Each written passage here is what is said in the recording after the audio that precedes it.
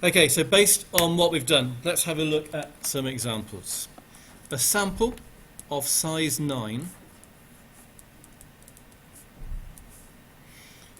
is taken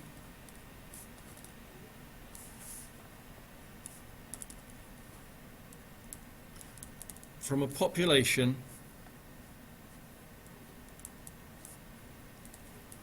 with distribution normal 10, 4.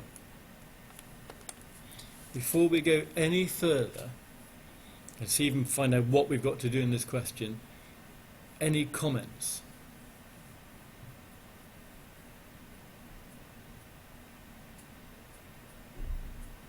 No. Okay. Find the probability that the sample mean is more than 11. We'll come back to that silence later on.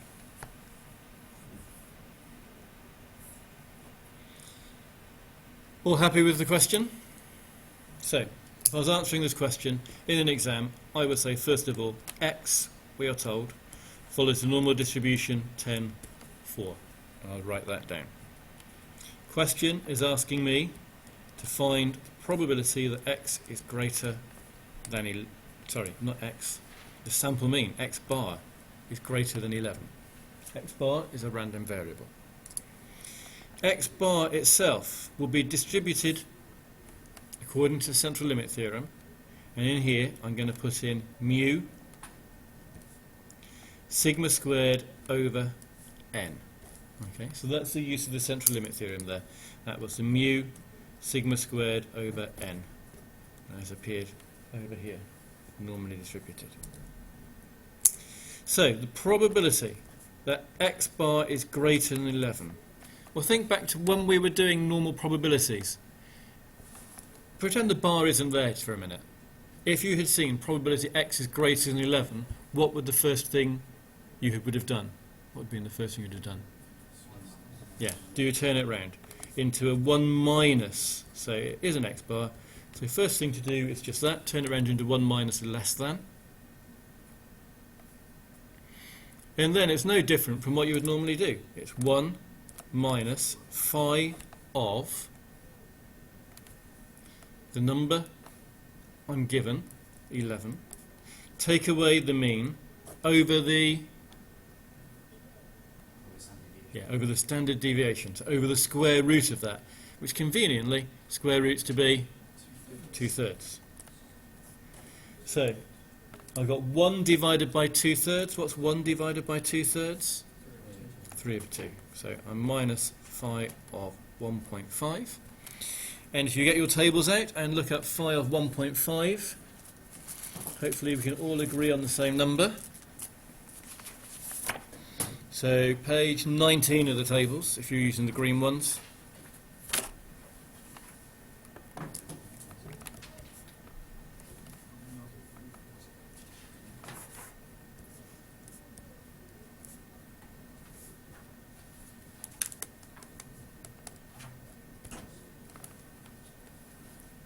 Do we have an answer?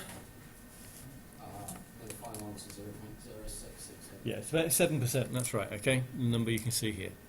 Okay, so if we know that this population is normally distributed 10-4, the probability if we take a sample of size 9 that the mean of that sample is more than 11, there's about a 7% chance. That's what that's telling us. We okay with that? Okay, let's look at a second example then, example number 2.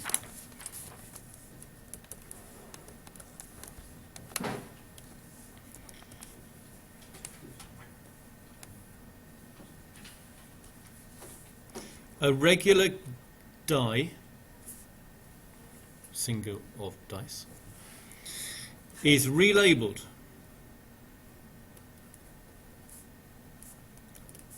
so it has 3 1s, 2 3s, and 1 6.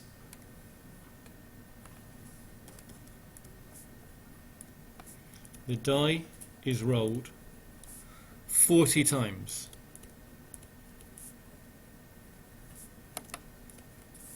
And the mean score of each roll is recorded.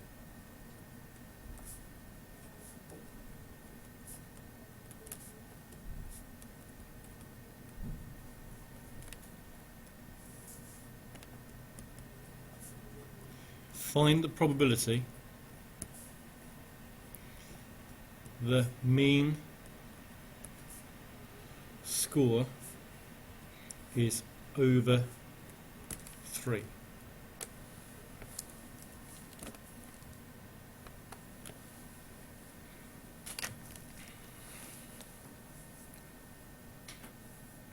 So we are looking at a mean score of a sample of rolls. We're doing this thing 40 times. So x bar mu sigma squared, mu equals, I'm very glad nobody gave me an answer there because we don't know it yet. How are we going to find out? What's the distribution we are starting off with here? Tell me anything about our starting distribution.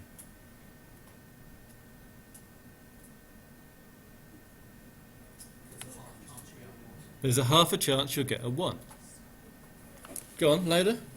It's a discrete distribution. Yeah, so we are dealing here with a discrete distribution. How do we normally then write down or show these distributions in this sort of scenario? In a table, yeah. Okay, x can take the value of 1, of 3 and of 6. And the probability x takes any specific value is a 1, 3 out of 6, I'll put that as a half. A 3, 2 out of 6, I'll put that as a third. And 6, 1 out of 6.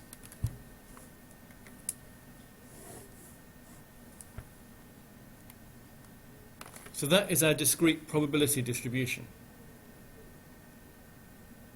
Okay. So PDF, our probability distribution function. Now, in a minute, I've got to use that x bar is normal mu sigma squared over anything. So what I need to know is mu. How do I work out mu from here? What is mu? Yeah, it's the expectation of x. It's the mean. It's the expectation of x. It is every x value times by the probability added up. So it's going to be 1 times a half, 3 times by a third, and 6 times by a sixth. And if you add that up, you get 2.5. So that's mu. So in the central limit theorem, we said x bar, normally distributed mu, sigma squared over n. I now need sigma squared, the variance. Who can remember how to work out the variance? Go on. The sum of x squared p. Maybe.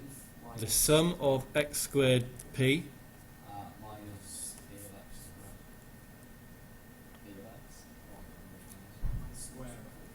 minus Mu of x squared. mu squared. Okay, so the variance of x, sometimes written down as the expectation of x squared minus the expectation of x all squared. Okay, it is basically this. Yeah. So we square each x value and times it by the probability. 1 squared is 1 times by a half. 3 squared is 9 times by a third. 6 squared is 36 times by a 6.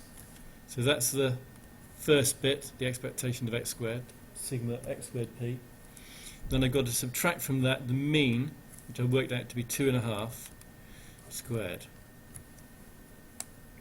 So 9.5 take away 5 over 2 squared. If that's any help. But I say, I already hear people reaching for their calculators because they can't be bothered to do it in their heads. And I'd have done exactly the same thing. And what have you got, Ben? 3.25. Yeah. Okay. So, our starting distribution of x. It's not a normal distribution. But we do have the mean is 2.5, and we do have the variance is 3.25, and that was a discrete distribution. But what we said earlier, it doesn't matter that this is a discrete distribution. The sample means will still follow, because of the central limit theorem, normal mu sigma squared over n. So the mean of each of these will still be a random variable in its own right and a continuous random variable. Because when we work out these means, they won't be fixed at whole numbers. If you were doing a mean of 1, 3 and 3, you'd be doing 7 divided by 3. Well, that's a continuous number. That's 2 1/3, hopefully, if I got that right in my head. So x bar here will be normally distributed mu, which is 2.5, sigma squared, which is 3.25, over n, and we were doing this 40 times. So there's a distribution for x bar. And the question asked, find the probability the mean score is over 3. So what we want then is the probability that x bar is greater than 3. First thing to do will be 1 minus probability that x bar is less than 3. And then just do your normal stuff.